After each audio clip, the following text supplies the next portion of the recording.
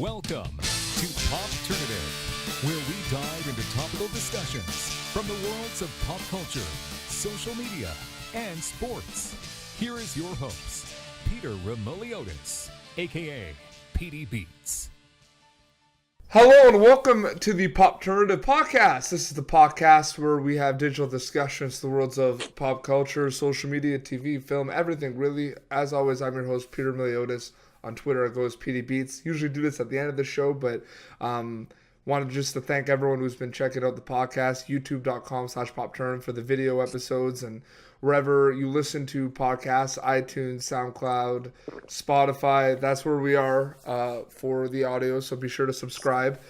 Really excited to be joined by an actor. You've seen him in an abundance amount of movies and television series and shows. We're with Bob Clendenin. Bob, welcome to Popternative. Peter, thank you for having me. This is a blast. I appreciate it. I'm very flattered.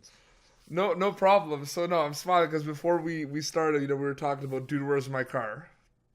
An all-time classic. I think it will live on in infamy. And my grandkids will be able to see they're proud that their granddad was in that. And you were talking about how when people would meet you, you'd have to do the Zoltan.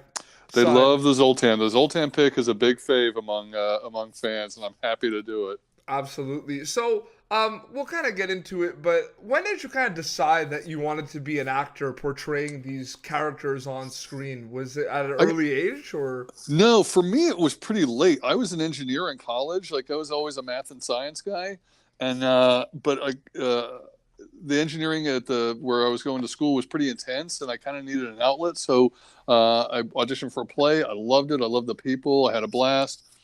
I kept on with the engineering, but I kept doing more and more plays, and I started an improv troupe with a buddy of mine, and so I kind of got bitten by the bug, and then I immediately went from college into a grad school acting program. So I never worked as an engineer, and then after that was a 3-year theater degree, and then I did some regional theater, and then came out to LA in the early 90s. Very cool. You've been in a lot of TV shows. You've been in a lot of movies. I asked this. I've had some guests like yourself that have done, because some of my guests have done more films than TVs, but you've done a good amount of both.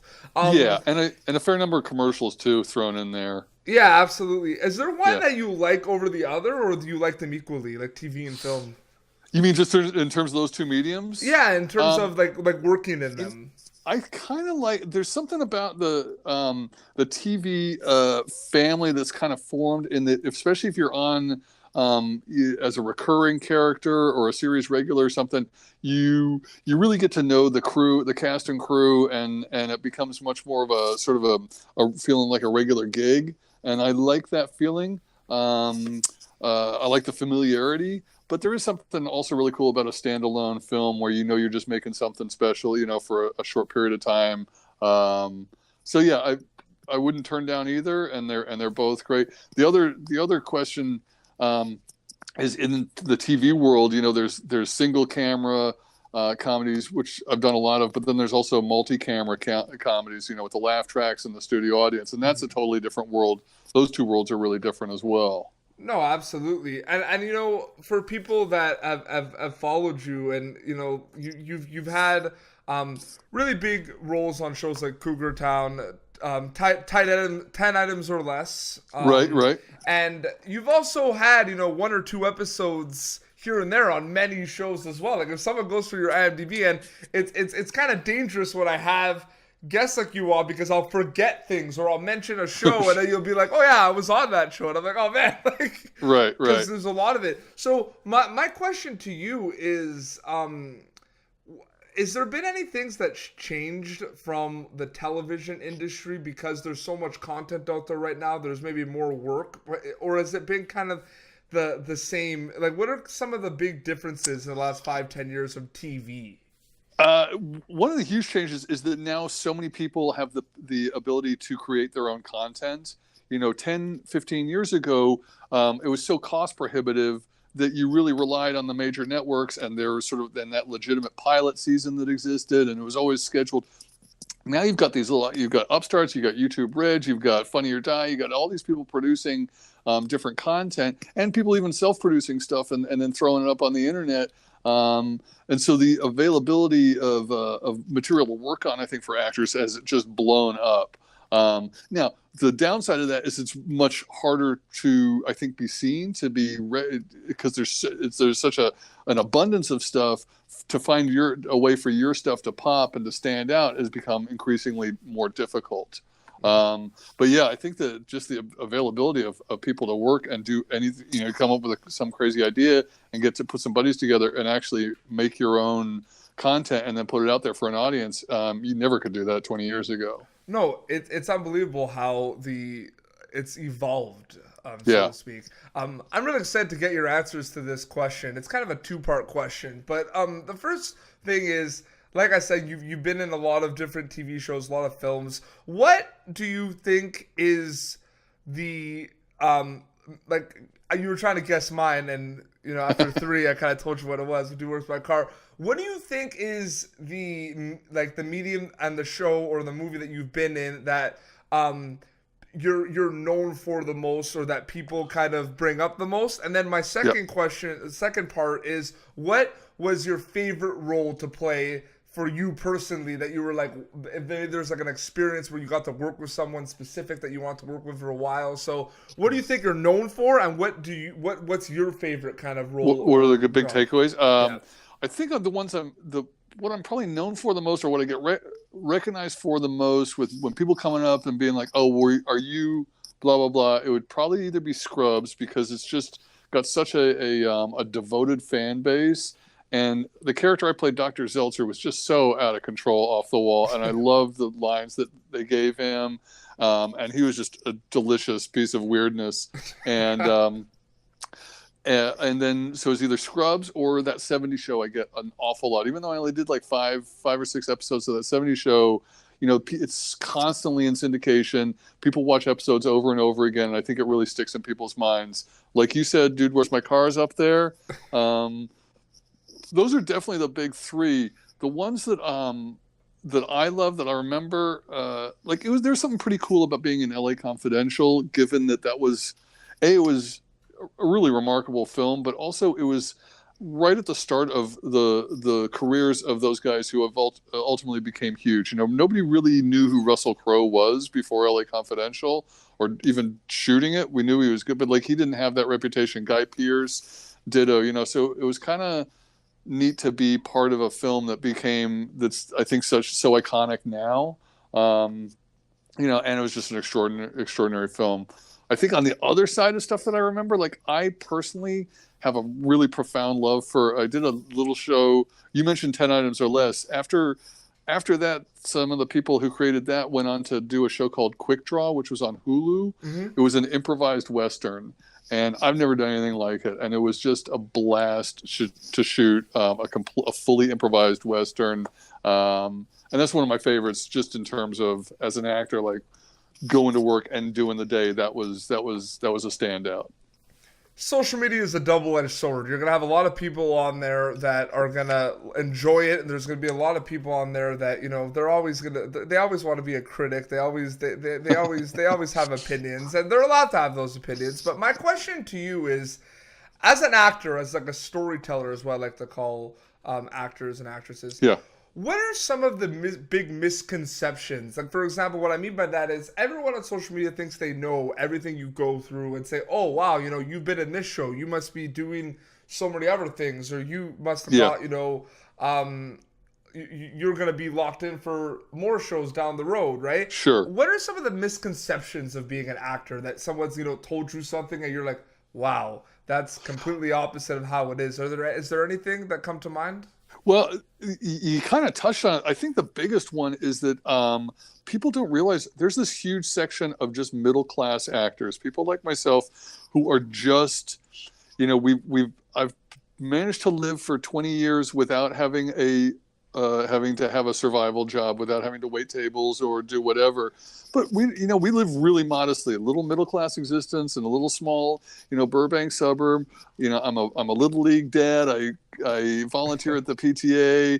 I do stuff at my kids' school. So it's there's a very normal regular kind of working class existence for a bunch of these character actors in Los Angeles, and that's just what we do. And just going and doing one TV show here and maybe a commercial there and some voiceover work here. That's just how you piece together your living.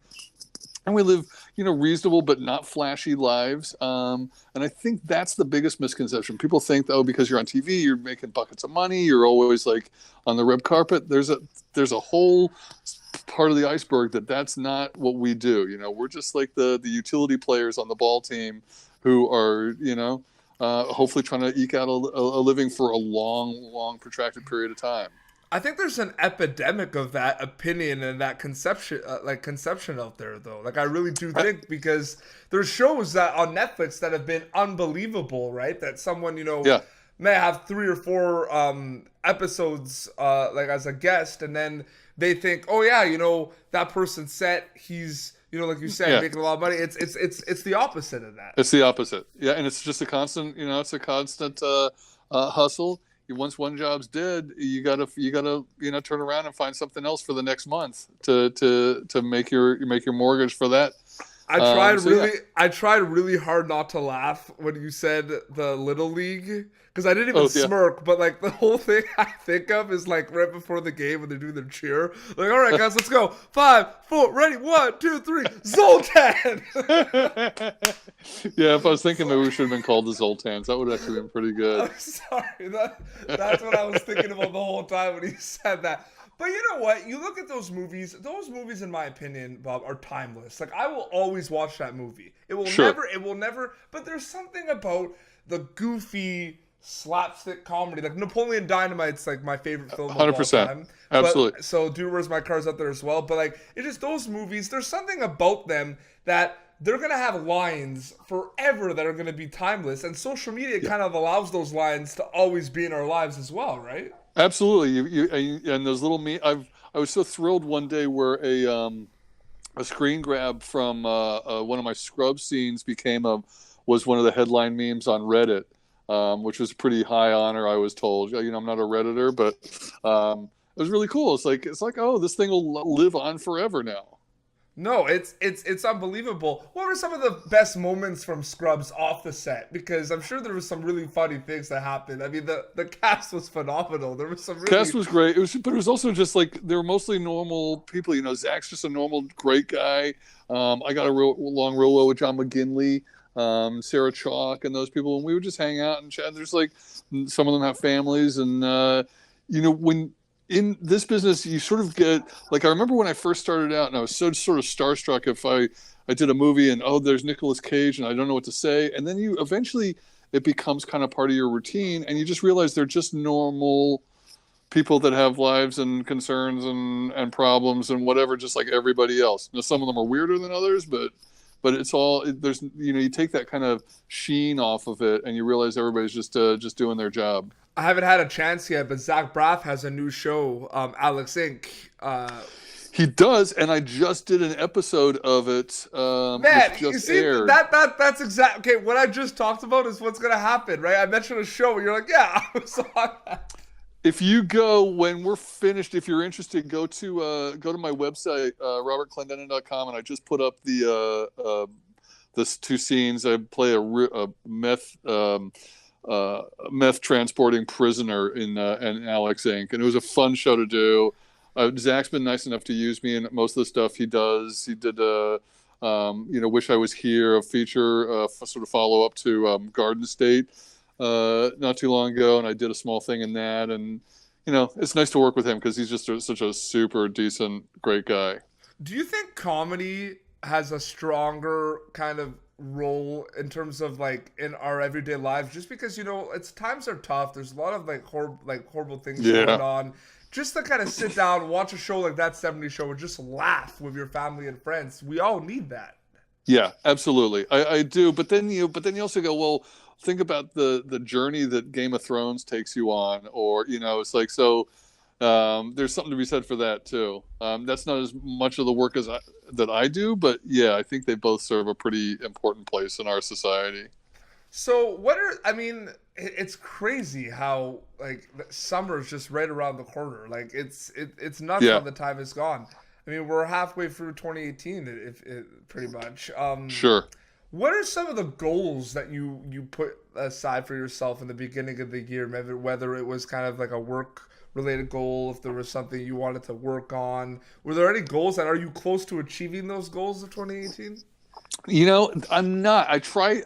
It's such a fickle industry that I'm in that setting two goals that are too specific gets dangerous because you just have no idea how it's going to pan out. Like, I would love to do another series regular gig like I did on Cougar Town, just because it's really nice. It's secure. You get to know the people and you feel like you've always got a job. But those are they're few and far between. And as I'm getting to be an older, middle-aged character actor, the opportunities may or may not be there. So if I set too many goals that are too strict, I'm just going to end up being disappointed. Mm-hmm.